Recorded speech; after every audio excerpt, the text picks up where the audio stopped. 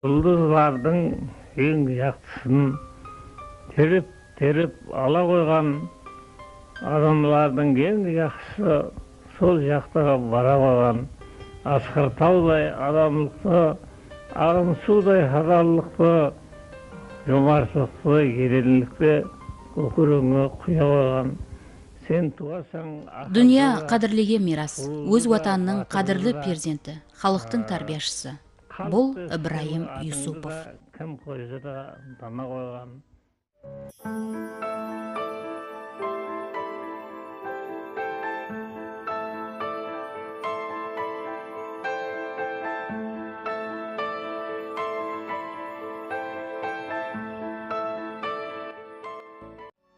Бүткіл халықтың қуанышы һәм мақтанышына айланған сөз зергерінің поэзиясындағы пікірлер дүниясы инсан қалбіне құйылатуын зия қызметін атқарды.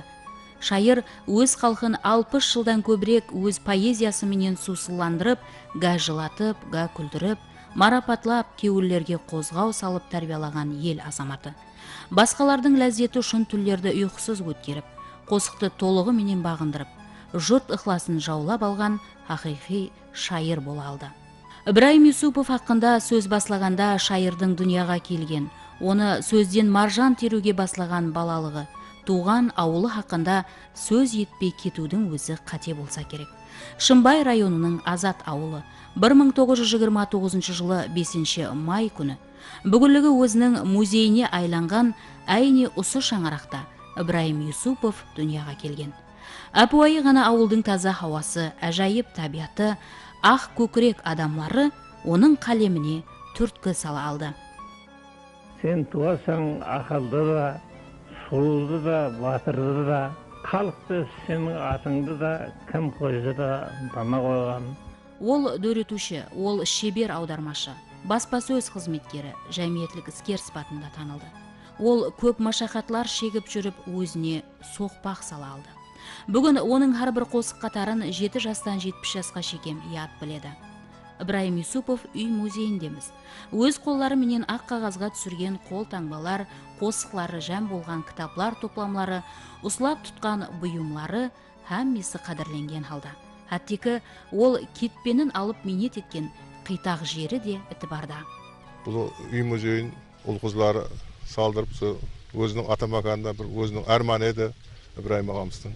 Ибраим ағамыз көп енді халыққа қызмет етті, отан хақында көп жырлады. Сәлем саған туған жерім, көрсем шаңлағыңды сенің, балалығым тұтар менің, еркелеткен ел жайымсаң, лауазымды шымбайымсаң. Осы елді туылғаныма мен қуаныштымын. Бақыт лирикасы, күншығыс жолаушысына, ойлар, жеті асырым, дала арманлары, һәм тағы да басқа көп салы қосықлар топламлары, дастан һәм поэмалары халықтың әдеби мүлкіне айланып үлгерген. Оның ажайып әлемінен илһам алған бүгінгі жас әулет шайыр қосықларын яд біледі, намаға салып айтады.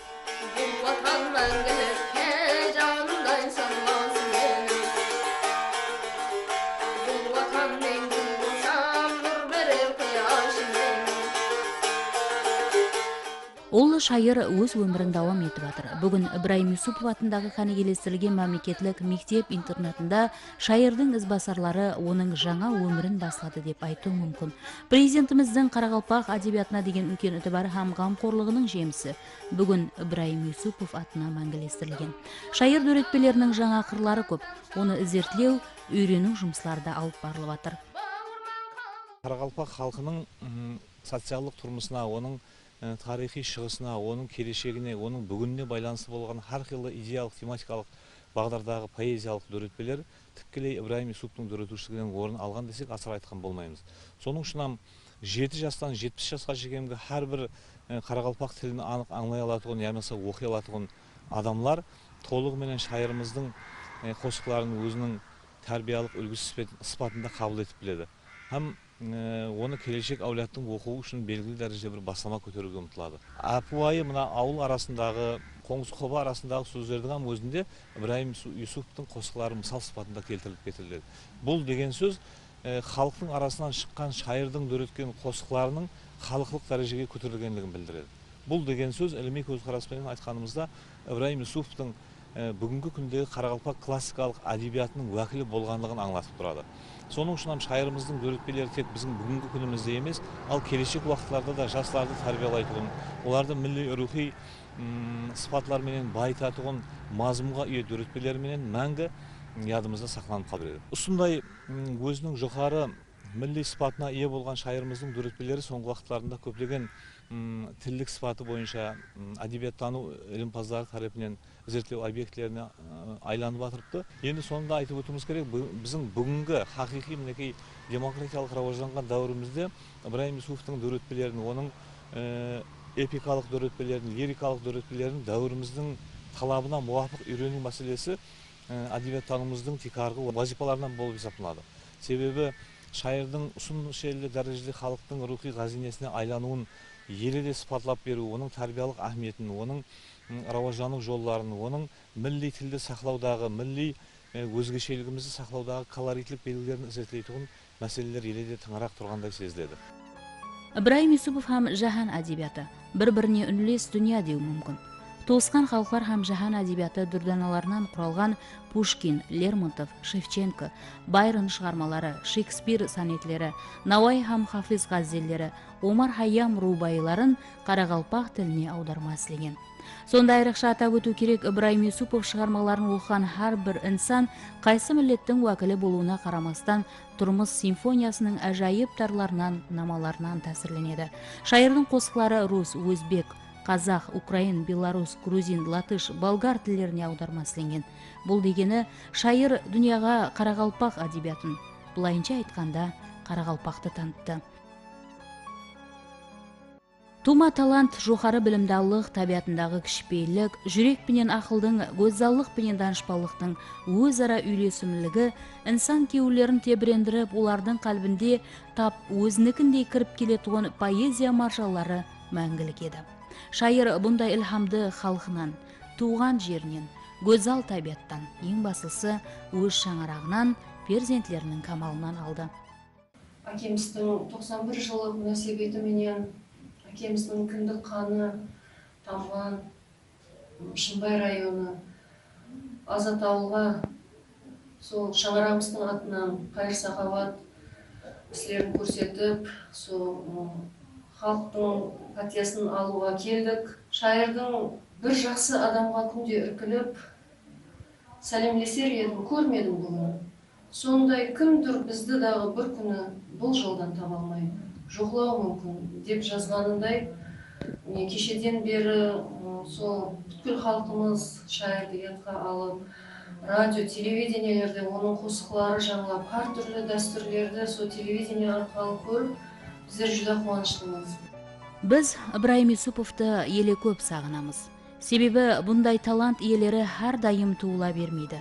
Қарақалпақ әдебиетында жаңа талантлар пайда болуына гуман жоқ, лекін Ибраим Юсуповты ешкім ешқашан тәкрарлай алмайды. Өзбекстан қаһарманы, Өзбекстан халық шайыры Абдулла Арипов келтірген бұл қатарлар халықшыл шайырға берілген хақиқи халық бағасы болды. 5 май санесі Қарақалпақ әдебиеті шайдалары үшін байрамға айланып үлгерді десек те болады. Биылғы жылда бұл күнді асықсылықпенен күткен Ибраим Юсупов поэзиясының ықыласпентлері үшін түрлі лажлаш өлкеместірілді.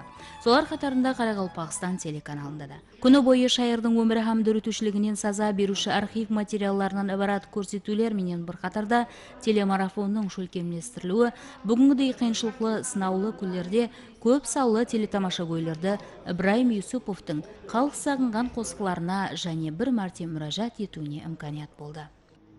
Бізде өз кезегінде Ғалаба хабар құралдары уәкілдері, әсіресе телевидение уәкілдері, осы 5 май санесін ұлы шайырымыз, Өзбекстан қаһарманы Ибраим Юсуповтың туған күн санесін лайықлы белгілеу мүнәсебетіменен онлайн сәубет атамасындағы эфирімізді халқымыздың назарына ұсынуды мақұл көрдік.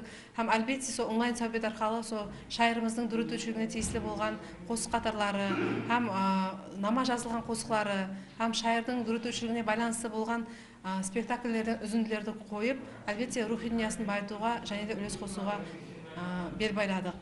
Мен ойлаймын, онлайн сәубет атамасындағы бұл көрсетуіміз сол аралығымызды, алысымызды жақын етіп, аралықты қысқартатұғын бірден бір сол техниканың жетіскендіктерінің бірі деп есептеймін. Әлбетте 21 асырда техниканың бұндай мүмкіншілігінен әрбір журналист нәтижелі һәм мақсатқа муафиқ пайдалануы керек. Міне осы мөнәсәбәтпен біз Қарақалпақстан телеканалының дүрүтушілік жамааты инженер техник қызметкерлерімен біргелікте ауызбіршілікте бұл құрамалы турдан-тура эфирді шөкімдестірдік.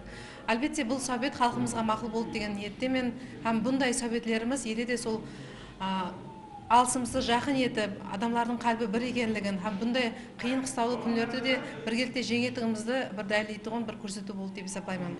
Кімдір қайта жасау несіп еткенде, бұлай жасар едім деп өкініш етті. Кімгедір бұл арман керек тұр лекін.